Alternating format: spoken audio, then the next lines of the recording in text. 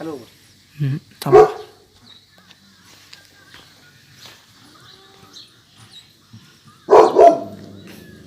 तसंच जरा परत तोंड वासायचं थोडं.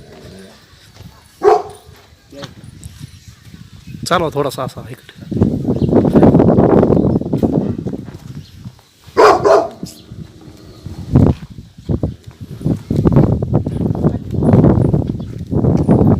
दात दाखवायचं.